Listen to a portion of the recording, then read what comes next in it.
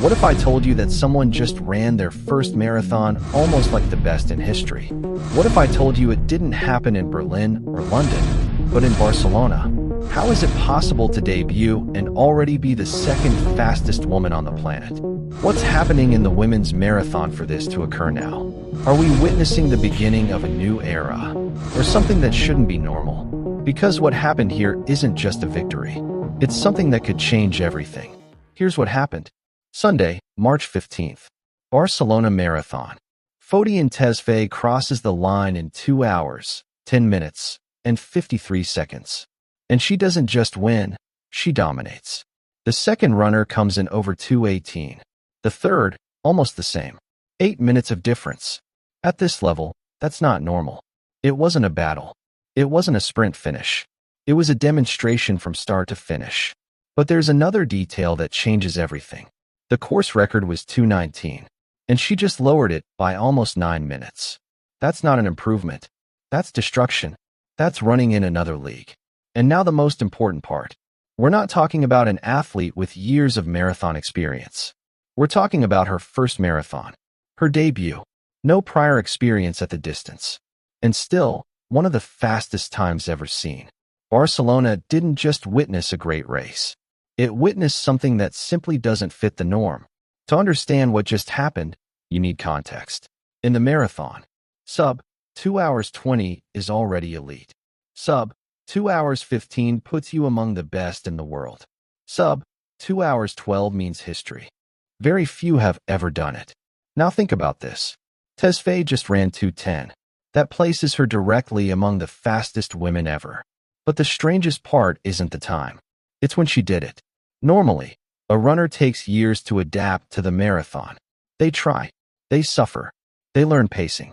Then they improve gradually. A minute faster, another year, another small step. That's how great performances are built. But not here. Here, someone shows up for the first time and skips the entire process. No transition, no visible learning phase. As if she already knew how to run the perfect marathon without ever running one before. That's what makes it unsettling. This isn't a logical progression. It's a direct jump to the top of the world. And when that happens in a sport as demanding as the marathon, the question becomes unavoidable. Are we seeing something historic? Or something we still don't fully understand? Now, be careful. She didn't come out of nowhere. Fotyen Tesfay was already an elite athlete before this marathon. In the half marathon, she's run around 1:03. That's world class. In the 10K, she's under 30 minutes.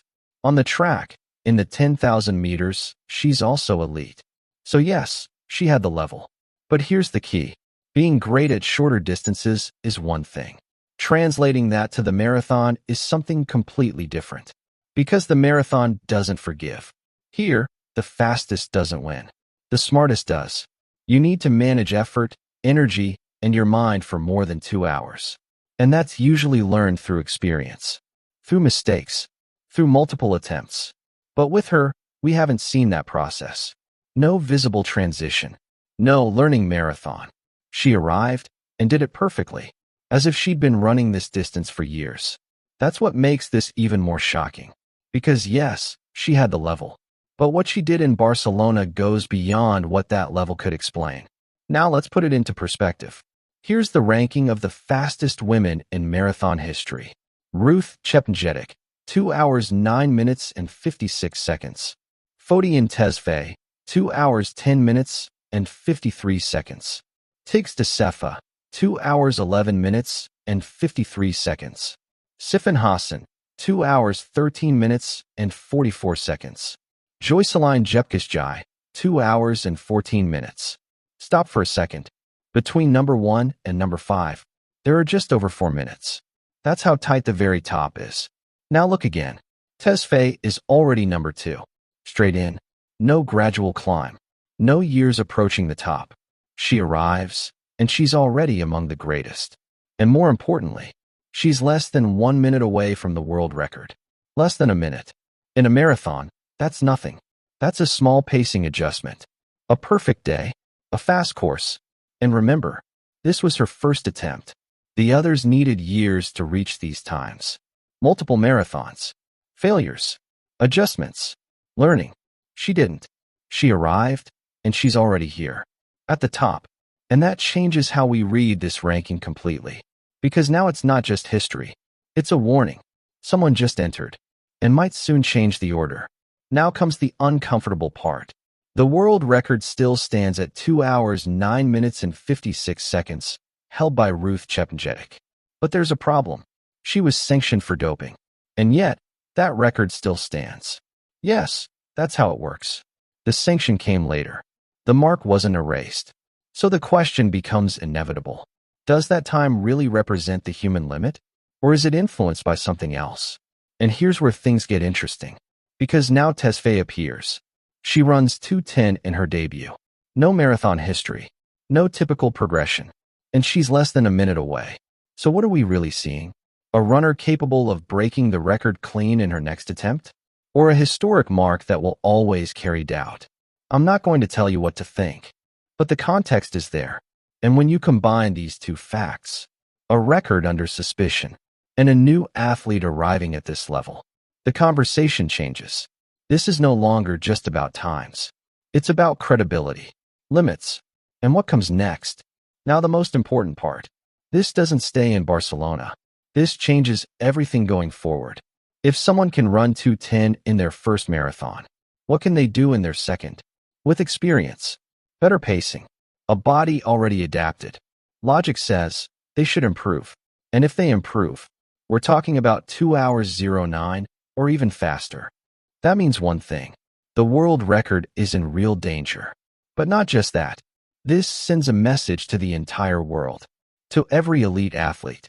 You can run faster. You can reach higher. The limits are not where we thought. And when someone breaks that mental barrier, the entire level rises. More fast races. More aggressive attempts. More pressure to make history. And Barcelona now enters the equation. Because what happened here can turn this race into a stage for big things. Where the best want to come. Where records are chased. Because now we know. Here, you can fly. And if this continues, what we saw isn't the end. It's the beginning. The start of a new era in the women's marathon. Faster. More aggressive. And far more unpredictable. Now it's your turn. After seeing this, do you think we're looking at the next women's world record? Or was this an unrepeatable performance? What do you think she'll do in her next marathon? Go for the record or secure another great time? Tell me in the comments. Because this has only just begun. And if you like understanding what's really happening in elite running, subscribe. Because what's coming next might be even bigger.